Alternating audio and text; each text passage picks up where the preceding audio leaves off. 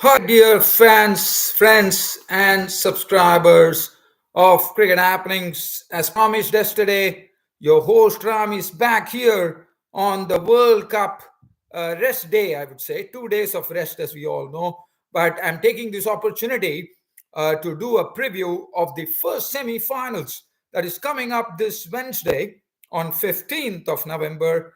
The match is between hosts India uh, enjoying an unbeaten nine wins in this particular tournament, and they are taking on New Zealand in the semi-finals. So I'm out here today to do a very brief preview of this particular match.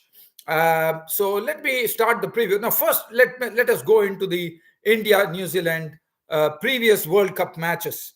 If you look at the record there, the India New Zealand matches, it has always been in favor of New Zealand. India have probably never beaten New Zealand in a semi-finals in a World Cup.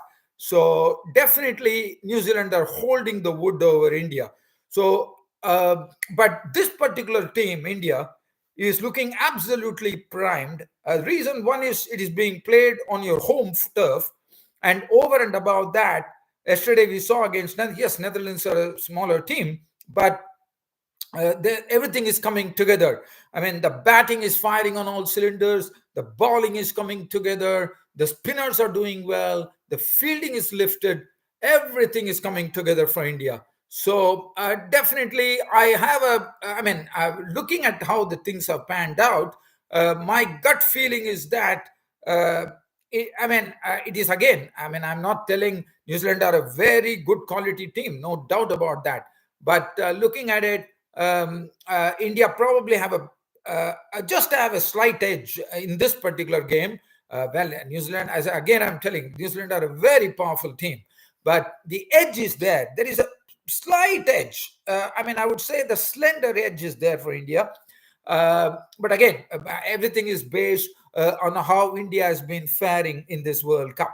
So, and another thing, this match is going to be played at the Wankhede Stadium in Mumbai, and I'm sure we are going to get, because this is the Diwali time, it's Diwali vacation time for all the people, and we are once again going to get a full house at the Wankhede Stadium in Mumbai. That's absolutely no doubt about it.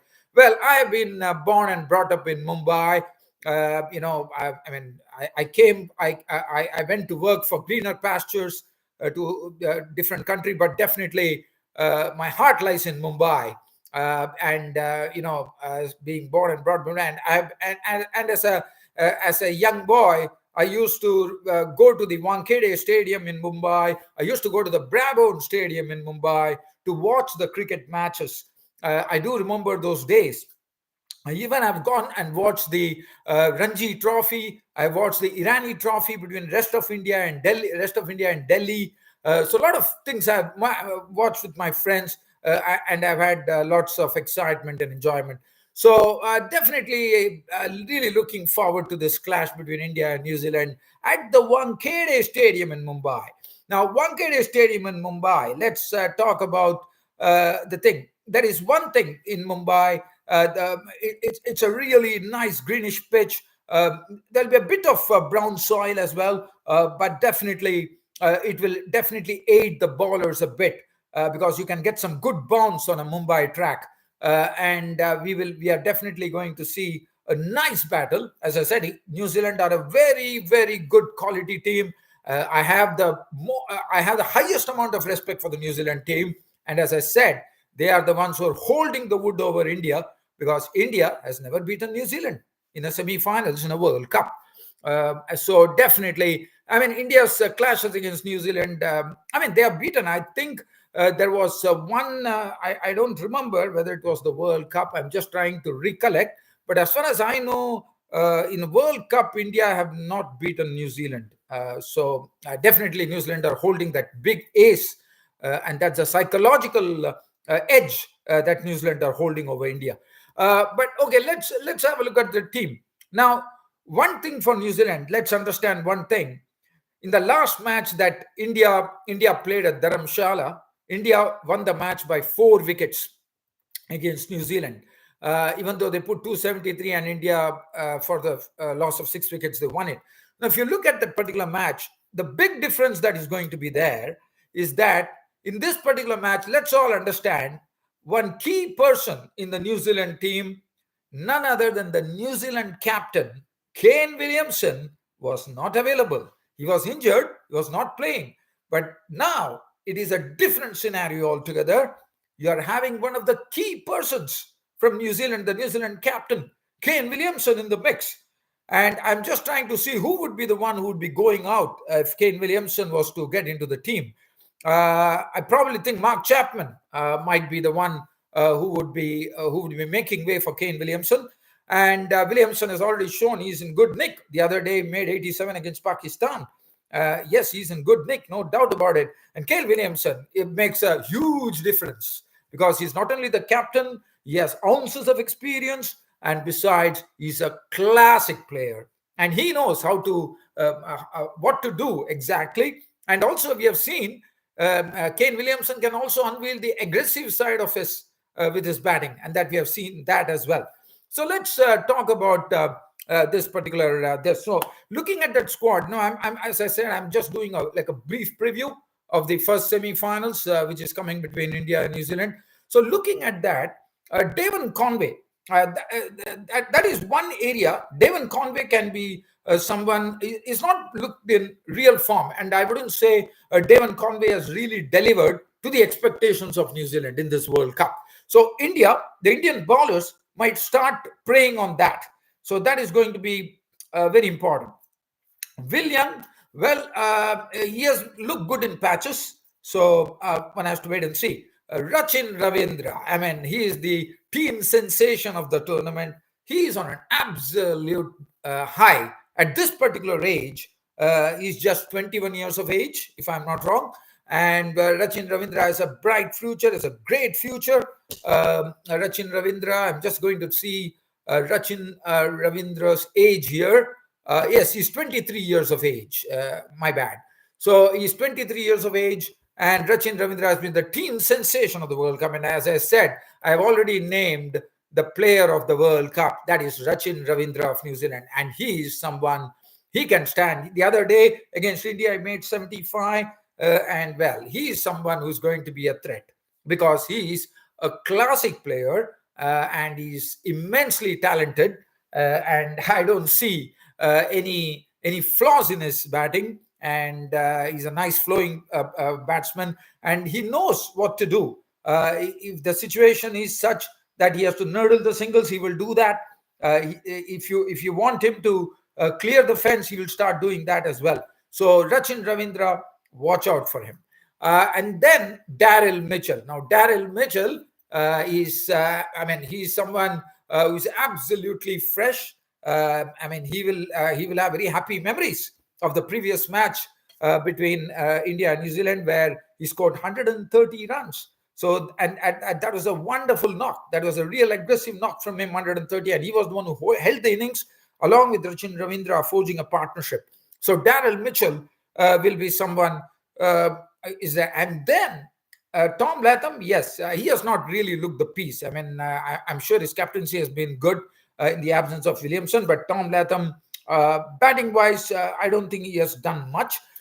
But as I said, Kane Williamson and Glenn Phillips. Yeah, Glenn Phillips, well, he has been doing a good job with both bat and ball, coming and chipping in with the bat, doing a great job with the ball as well. But Mark Chapman will definitely, will go, and Kane Williamson will come. That is going to make a huge difference. That is where the Indian test will come, because New Zealand boasts of some wonderful batsmen on the top drawer. And then we have Kane Williamson coming in. And that is going to be the key as to how India bowled to Kane Williamson, because he is someone, he is not going to give it so easily.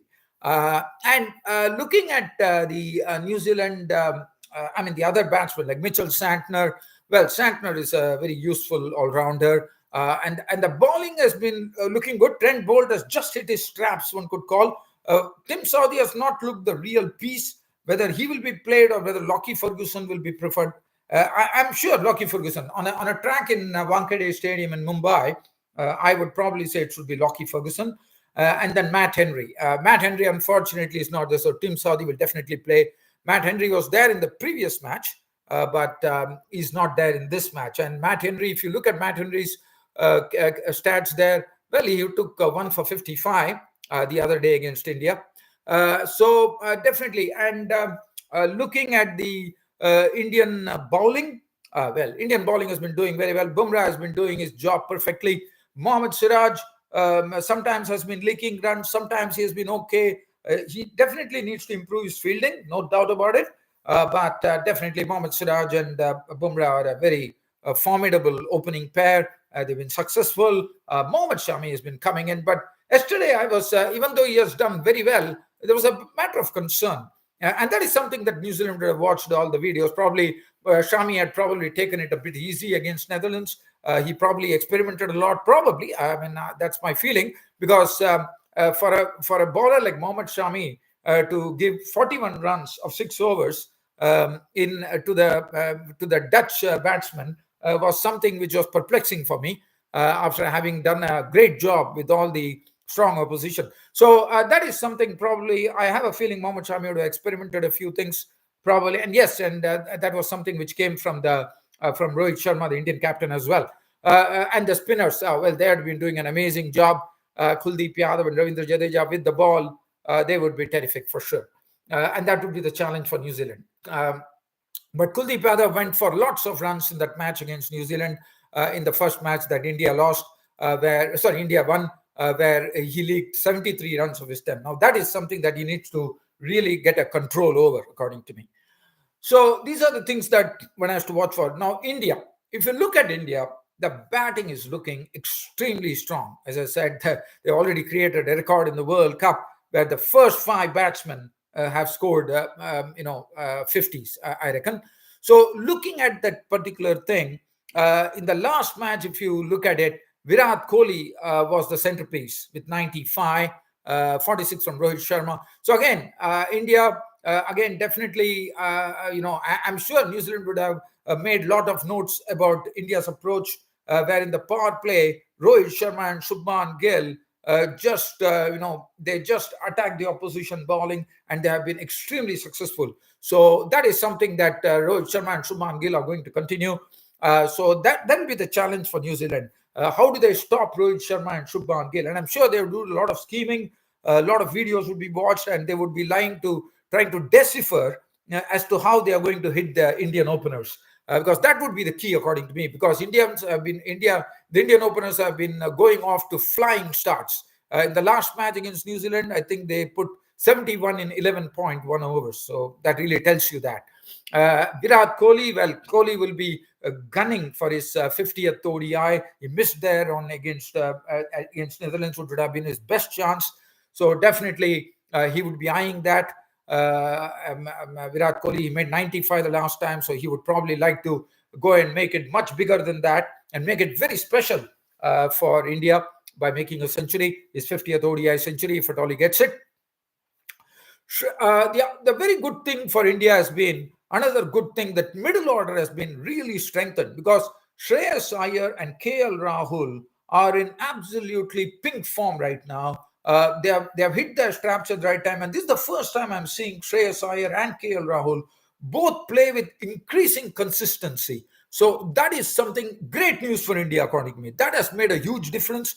And then we have Surya Kumar Yadav, who can come in and whack a few with his 360-degree cricket. Ravindra Jadeja, well, you give him the bat, he will do it. You give him the ball, he will do it. So that is such a type of bowler, Ravindra Jadeja. And then we come to and a bit of batting with Shami, Bumrah. I'm not going to get into that. But looking at the bowling from the Kiwis last time, if you look at it, I thought Santner was the pick. Now, Santner is somewhere, I'm sure India would have made a lot of notes, and they would be trying to look at how they are going to play Santner, how they can get maximum runs out of Santner.